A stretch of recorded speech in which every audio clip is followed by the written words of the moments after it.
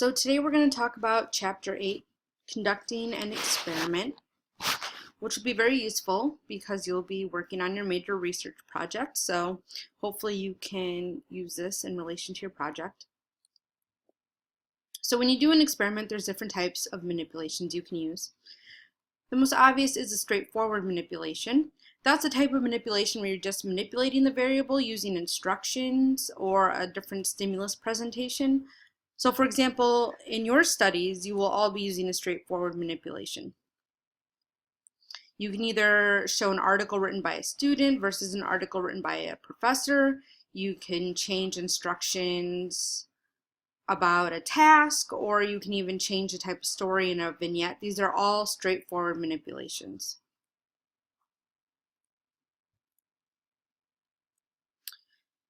So the idea of a straightforward manipulation is that it allows researchers to vary things like difficulty, motivation levels, and the way questions are asked. So if you want to manipulate authority, you can do something where you have an article written by the professor who has higher authority compared to an article written by a student. So that's one way to manipulate authority. Now you have to consider the instructions that they're reading might not be as convincing, or it might not work as well as our next type of manipulation, because the stronger the manipulation, the more likely you are to get an effect. So if you just have an article where you change who it's written by, that's one way that you can manipulate authority, but you need the person to actually recognize that difference in the first place. So if they don't really notice that the article is written by a professor or written by a student, then your manipulation is not going to work. A staged manipulation is another type of manipulation. This is actually where you stage the events in the experiment in order to manipulate the independent variable, and we've discussed this before. So you're basically trying to create a psychological state that would simulate what happens in the real world. This often uses confederates, which is why it's more difficult to do that. So instead of having two articles where you change the author, you could actually have someone dress up like a professor or a police officer and give that information compared to someone else who's just dressed as a student. So it's the same idea where the information is being relayed to the participant either from an authority, but when the person is dressed up as an authority, you would probably get a stronger effect because the manipulation is stronger. They're not just seeing this title with the authorship as a manipulation, you're actually seeing a person who's an authority. So because the authority has more weight in that case, you might be more likely to see an effect. And I'm going to give you this link. I'm going to attach it in Blackboard as well so you can look at it. And it is basically a very popular study that uses confederates to complete the study. It's by Ash. So you can watch that. And then when you're watching the video, there's actually only one participant, and it required, I believe, 4 confederates, at least, depending on how you do the study. So it definitely had a stronger effect because the person is submersed in this real world experience. However, you also needed 4 people who work for you to always show up and be in the study. So it's very time consuming. But like I just said, having something that's staged can increase your sensitivity to the DV. So you can also increase the sensitivity to the DV by adding more variability to the scale, which is also something we've talked about in class. So if you want to be able to detect group differences, you want to try to make your DV broad enough that you can detect differences when a participant is uncertain. So if you ask someone if they're hungry and they're uncertain, they can only put yes or no. So if you have a bunch of people who are maybe slightly hungrier than another group, it's still going to be harder to get a difference when they only have those 2 choices, yes or no. However, if you ask if you're hungry on a scale, now someone who's slightly hungrier than another person, you might see a consistent difference. You have to worry about 2 things when you're looking at these binary answers, such as are you hungry, yes or no. One is a ceiling effect and the other is the floor effect. So the ceiling effect is if you just have two options, most people might go in one direction. They might choose the higher option. So imagine if everyone gets an A, that would be a ceiling effect. The other is a floor effect. Everyone does poorly, then you're going to have a bad effect. And this is especially important for the group that's measuring performance. So when you make questions, you want to make sure that you're asking questions that give a wide array of answers. Because if your questions are too easy, then it doesn't matter what your manipulation is. Everyone's going to get them correct. So you're not going to see a difference between groups. And on the other hand, if your question is too difficult, everyone's going to fail it. And once again, you're not going to see a difference between groups. You have to try to make an assessment of performance that causes most people to pretty much be in the middle of the ability to perform well, so that you're getting maybe 50% accuracy or 60% accuracy. You're getting them mostly centered in one area where you can see the variability.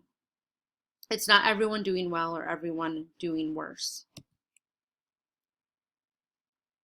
Multiple measures. So one way that you can help make good DVs is to actually have more than one that try to assess the same thing in different ways. This should sound familiar. It should sound like your first project. If you have one dependent variable, but you want to assess it from different perspectives, you can use multiple dependent variables, such as having multiple dimensions for your concept.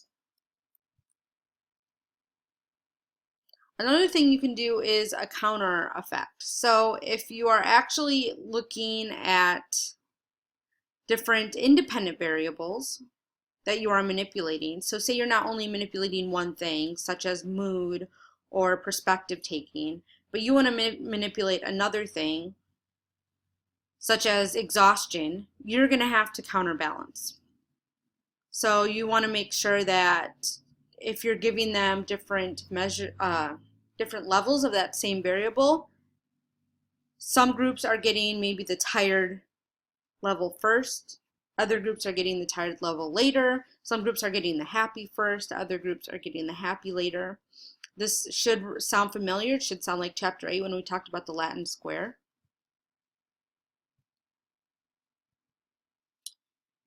You also want to pay attention to the levels of your independent variable.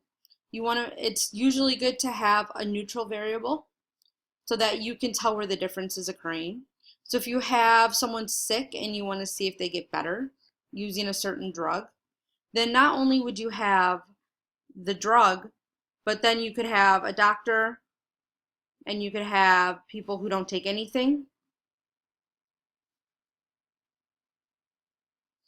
And then you would want also a placebo group to be added. So a placebo group would be a group that takes something that they think is the drug. So you're mirroring that. Then you would want to mirror the doctor. Maybe have some people go to people that's a doctor, but they're actually not a doctor. Now the problem with that is this is where you start to get a little unethical.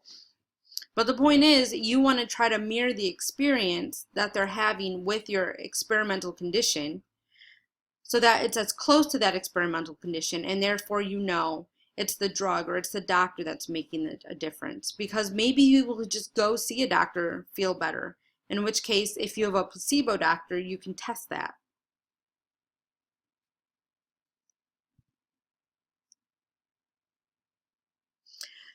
And one reason why you want to be careful, beyond even just the placebo effect, is you also have to worry about participant expectations and experimental expectations. When you have participant expectations, this is called demand characteristics. Once again, you've heard this before. There's also a term called the Hawthorne effect. And basically, it's any feature of the experiment that might inform the participant about the study's purpose. And the problem is when this happens, you might have participants that then want you to do well. Therefore, they're going to perform in a way to support what they think is the study's purpose. And therefore, they might not actually be having an effect based on your level of your independent variable, but because they believe that this is how you want them to act. people in a certain condition might be more likely to act that way. And therefore, your results might be due to this suck-upness of the participants than the actual manipulation that you have exposed them to. One way to deal with demand characteristics, the obvious one is, well, first of all, regular deception is when you just don't tell them about the purpose. But if you think it's too obvious what your study is about, just based on the tasks that they're going to do, you can have cover stories. So a lot of times you can tell them, oh, this is an unrelated study for something else, and therefore they won't make the connection between the tasks that they're doing that will bias their performance compared to other parts of the experiment. You can add filler items and have unobtrusive dependent variables.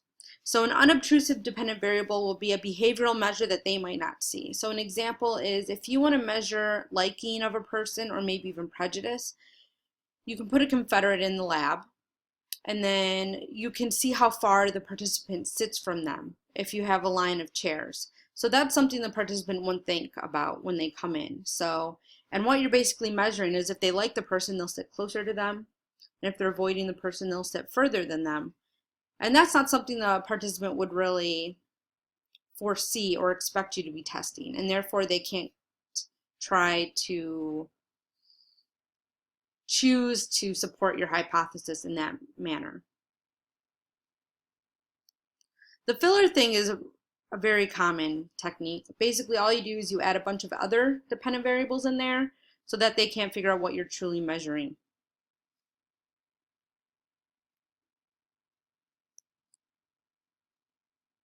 Whenever you use these types of techniques, you want to do something called funnel debriefing.